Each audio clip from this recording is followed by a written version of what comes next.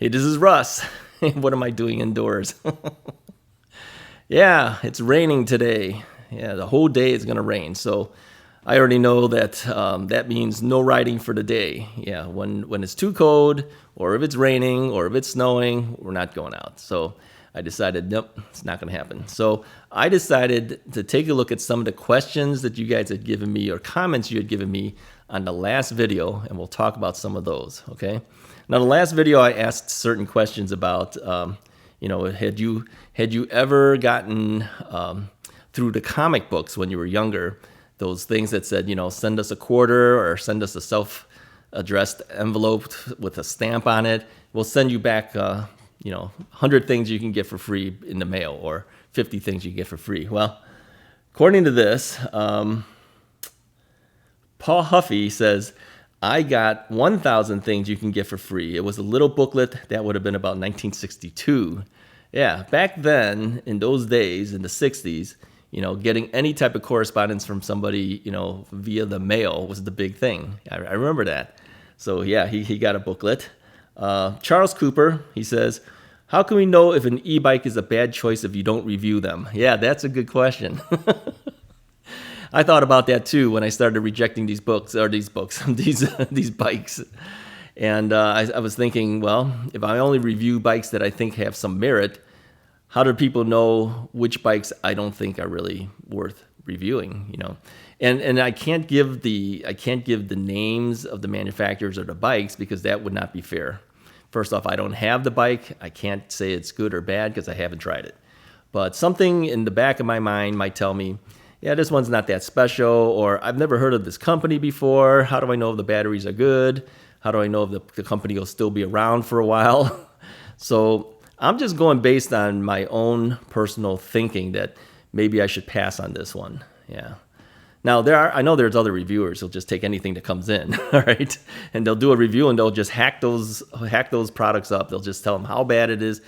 I've always just kind of felt that wasn't fair to the manufacturer. They're sending you a bike that's over $1,000, hoping that you give them a good review, because they don't know if you will or they won't, because they shouldn't be telling you what you can and cannot say. All right.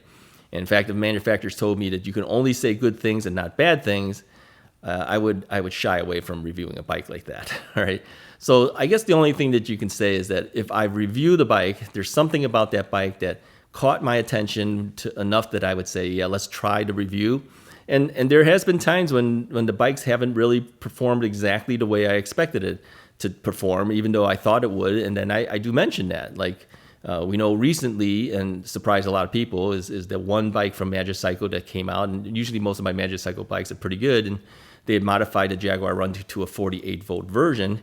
And it didn't perform very well going over the hill. So the hill test, it really dropped down quite a bit. But the rest of the performance was perfectly fine. So my review of that said, it's got a lot of pep. I still ride it. I rode it a couple of weeks ago. I rode one, the 48-volt one, and it's perfectly fine on flat ground. But trying to go over that hill test, it struggled a little bit more. So I mentioned that, okay? So sometimes things don't turn out the way I expect, and I will mention it. Even though I have a long history with Magicycle, I mentioned that this is the first time I'm a little disappointed. So they heard it, and they said that they're going to work on something. Yeah. So I don't know how they're going to fix that, or if they will or they won't, but they said that they heard my response to it, and so they're going to try to do something about that. So good. Yeah. Sometimes those things help, right? But I don't think it's really fair to take a bike on knowing in my brain something about this says don't do it, and then I take it anyway. Because then you're kind of wasting that company's money, and you're hurting their reputation at the same time by taking something in and purposely knowing you're going to trash that bike on the review. Okay, I won't do that. All right, so just know this, that if you see a review from me, it's probably going to be a good review, but there's going to be things about it that maybe I don't like so much, and I will mention those things. Okay. But if I know in my heart that there's probably going to be some problems with this bike for me to do this review, taking it in wouldn't be the right thing. In my mind, that's not how I would do it, okay? So yeah, and there's no way you're going to get that out of me as far as which brand, did you reject. It's not going to happen, all right? Okay, next one. Let's see, 26-inch bike, larger profile if you drive in traffic with automobiles. That's from Charles Cooper. He says, yeah, it's a larger bike is better, is a larger profile when you're riding with cars. I agree with that. How long can you store a rad power battery at 75% charge? Yeah, I don't know. All I know is that I'd read before that you should at least try to top these batteries off at least once a month. Now, I'm not saying top it off to 100%, but maybe give it a little charge or something like that. I don't know how long that would last. I know that the last couple years that I took my bikes and I brought the batteries down to 75% during the winter months that I'm not going to ride. Most of them stayed around that range if you take the battery off the bike. Because sometimes the bikes can drain. It can drain some power even though you're not riding it. And we've noticed that in some of my bikes as well. But usually if the batteries come off during the winter months, I will remove them off the bikes. So I don't leave them on the bike while they're being stored. And those will last quite a while. Yeah. So how long? I don't know. But it lasted me through the winter. All right. Okay. James Work. He says, too much of the handlebars or not enough.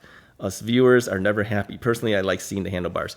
Yeah, we had the video that was done before this one. I adjusted the height of the camera on my chest higher, but again, it was so high this time that you couldn't even barely see the handlebar.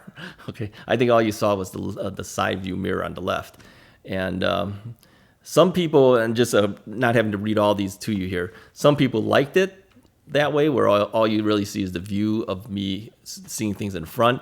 Others feel that they would like to see some handlebars. Personally, I like to see a little bit of handlebars in there. Otherwise, it doesn't say bike. It doesn't say it's a bike video if you can't see the bike, right? So maybe keeping it lower, but still seeing some of the handlebars, still kind of an important thing. All right, what else? Grandpa Dan, this old man. Yeah, that is what his name is. The 26-inch rides over bumps much better, and the narrower tire bikes may have more upright and comfortable ride.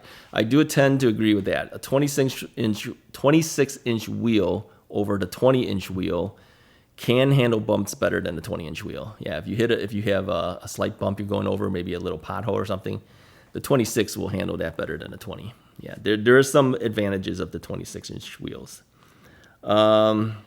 Joe Walthy says, hey, Russ, 20-inch tires have more torque than the 24 or 26 or the 28 because it has less resistance, okay? It has some other things here too, but yeah, I agree with that also, that a smaller tire does have more torque, so you might have a better chance of going over hills and things like that better. So, all right, let's see here. I'm going to move on past a couple of these other ones. Russ, do you use a mic or are you on the bike and just using the mic from the camera? No, I use a microphone. So I have a lavalier microphone that's usually attached to the visor of my helmet, and it's just kind of clipped on there, and then it's the cable goes through the little holes of the helmet, comes out through the back, and then let me bend over here. I use one of these for my audio recorder. Okay, this is a Zoom H4n digital recorder. So you see this long connection that is an XLR cable. Well, I have to have, the lavalier uses an XLR cable to the end of this. This generates a 48 volt phantom powering, which will power the microphone. So yeah, it's a little bit more complex. When I do my audio, I use an external audio recorder. I use an external microphone, and then I have to synchronize everything to the camera. Later on, I do that in post-production and editing. So, yeah, let me put that back down there. All right, and it seems like there was a couple other questions too about audio and other things that we've used for creating videos here. Let's see here. Some of them others say that they prefer the 20-inch wheels because they're a little shorter. Do you recommend a GoPro and a chest mount? And do you use an external mic? Yeah, we just answered that. Yeah, I do use a chest mount when I'm riding with the GoPro. Can you just use the GoPro internal microphone? And the answer is, yeah, you could. But if you're riding a bike and all you're using is the GoPro microphone, you're probably gonna hear a lot of wind noise coming through. So what I recommend to do is put what they call a dead cat filter on top of the 2 microphones. There's actually 2 microphones on the GoPro. A lot of people think it's just the one in the front. There's one on the top too. Okay, it's one little circular hole. It looks like a pinhole. Actually, that's a microphone underneath there. So you need to put some type of filter on these things, or otherwise, as you ride and the wind hits you on your chest, you're going to hear a lot of howling from that wind noise. So get what they call a dead cat filter, and then you have to double stick tape that to the openings so that it cuts down the wind noise. All right. It will not be as clear either. Don't expect to hear the same quality of sound as the external microphones that I use, because it's not as good, but it works in a pinch. I think those mics are actually better if you were just standing around and walking and talking. That's usually probably okay, but with the bike doing maybe 20 miles an hour, the wind blowing against it is quite a bit, and that's too much, actually. All right. Somebody says, please go ride the Fox River Trail right down the street from you. It's not right down the street. It's probably about 20 minutes away from me. So we did do Fox River Trail several times last year and this year. So go take a look. Go on YouTube. Go on the actual YouTube page. And then there's a search function in there. Just type in RUSSISRIGHT Fox River Trail, and you'll find all the links to all the different Fox River Trail videos that I did. Okay? So yeah, we did that. We'll do it again next year as well. Okay. And I mentioned that the camera was sometimes cockeyed. And he's over here, it says, Joe Rossillo says, yeah, it's still a little cockeyed to the right sometimes, but it's not bad. Yeah. He said that about 65 years ago, he bought 1 square inch of Alaska out of a comic book for 25 cents. He's wondering what's become of his investment. Yeah, maybe you're rich now. Maybe somebody's on top of the thing. He says, could be a gold mine out there now. That's true. He misplaced the deed long ago. Oh, well, I guess you're out of luck then. All right, what else do we have here? I'm just kind of clicking through these things just to see what there is.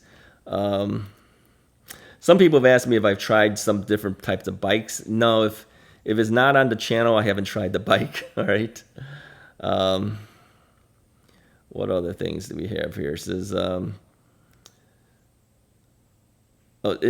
Pedro Fernandez says, I think a 24-inch wheel would be a good compromise between comfort and handling, with front suspension, of course. Yeah, I agree. I think a 24-inch wheel would be a nice one to have. I think hopefully companies will start trying to do more of them. I think it would fit a lot of people. Randy McGill, Randy purchased actually the Rad Power Bikes Rad Mini Step Through 2. It used to be Mrs. Wright's bike. He says, my wife loves the 20-inch Rad Mini Step Through that was once upon a time in the RUSSISRIGHT stable of bikes. I really like my 27.5-inch tires with medium-sized frame. I think the larger, thinner 2.25-inch tires roll easier on paved surfaces. Yeah, I agree. The thinner tires do roll a little bit better on that type of thing. One reason I ride with zero assistance from the one of the reasons I ride with zero assistance from the motor quite a bit of the time. Yeah, if you have fat tires, 4-inch fat tires, riding at 0 PAS is tough. And if you have thinner tires, it's a lot easier. Yeah, the rolling resistance of the fat tires is a reality. It does make it a lot harder for people to ride with. So yeah, that's just some of the questions and comments that people had concerning the last video that we did. So let's talk about some future things that are coming up. Now, as we know, it's raining more often now, and there's going to be a lot more green screen type videos like this going forward. And people have asked, what are we going to do during the winter? Yeah, you're going to see stuff like this.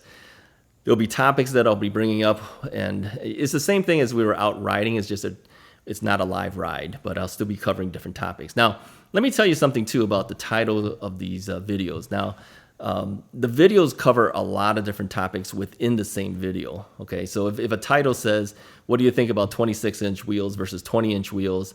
That's not going to be the only topic on that video. Okay, so there's a lot of other things we talk about, during the video, but you have to pick something to represent as a title of the video. So I usually try to find the most prominent topic of the day, and that becomes the title. But if you watch through the end of the video, there's a lot of stuff we cover during the rides, okay? Others have told me too, because that we usually ride through the same basic areas. I mean, I don't on a daily basis go find different places to ride, okay? I leave my house, I ride a certain distance, and then after X amount of distance I've ridden, I turn on the camera. I usually turn on the camera at the same spots, you probably notice. It's just what I've done from the start of the videos. I don't usually start it in my own neighborhood. I ride a little bit of time, and then I turn on the camera later, and I always turn it on at the exact same places. It's just a force of habit. That's where I kick it in, okay? Other times I'll kick it in maybe somewhere different, but if it's the same path we're going to ride anyway, or the same streets, I usually turn it on at the same place, all right? So I've noticed that many of you guys said too, and I've said it before, it's more about what we talk about than it is about the ride. And I noticed that some of you guys don't even watch the video anymore. You just kind of listen to me talking.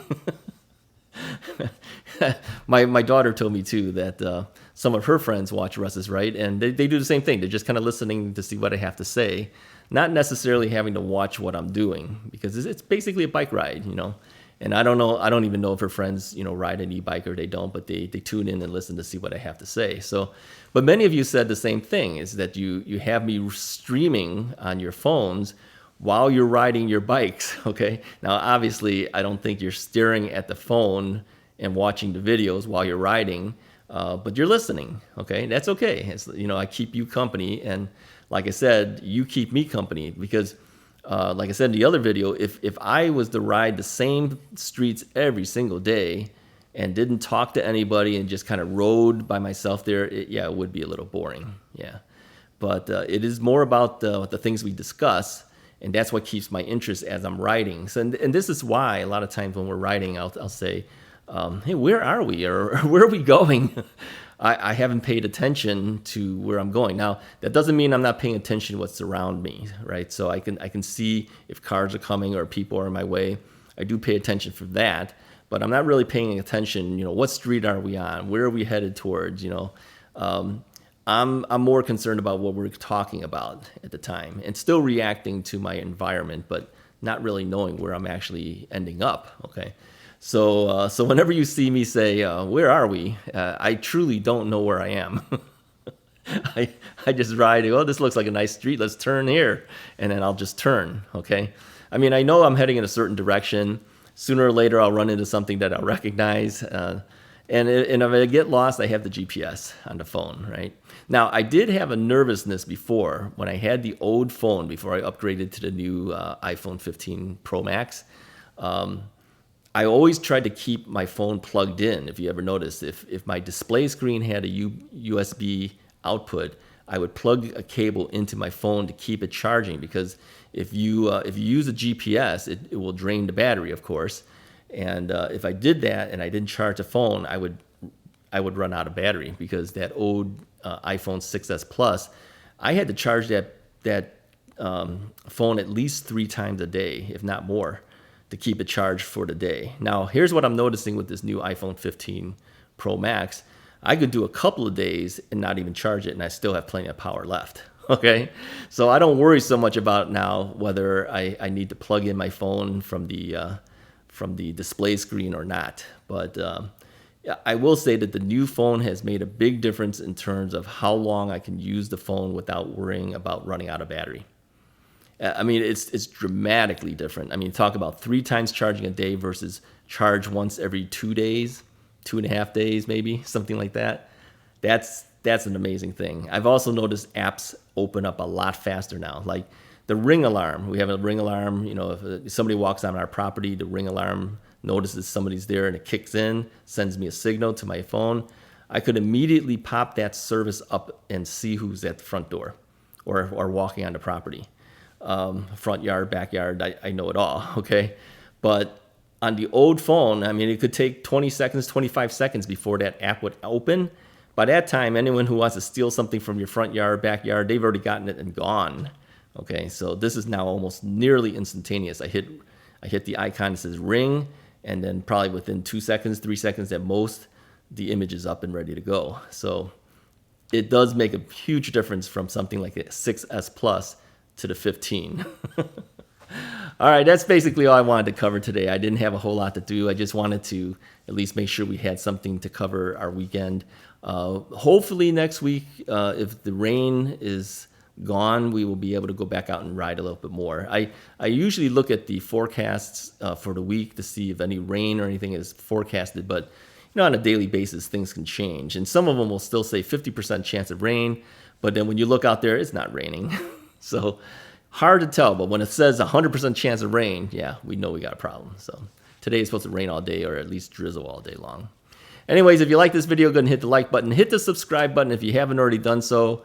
Let me just say this, if for those who don't know what a subscription basically means, it doesn't cost anything to subscribe, okay? I know that a lot of people think it does. It doesn't. All you have to do is click that thing that says subscribe, that little button on YouTube. All it will do is just, it tells YouTube that you're interested in this particular channel, and whenever a new video comes out, it'll let you know that it came out. It'll just, you know, the suggested videos that YouTube gives you to suggest that you should watch, the Russ is Right channel will pop up for you there, okay? So it helps you, but it helps me too. And what it basically does is it allows advertisers to know that this particular channel has a lot of people who are interested in it and they're following him along, okay? That's all a subscription does. So let me encourage you, if you've not ever done that, or have never done a subscription to anything, just click the subscribe button, because it really helps the channel, helps me out a lot, and it pushes us forward, okay? It lets more people see the videos that we do, okay? All right, I'll talk to you guys next time.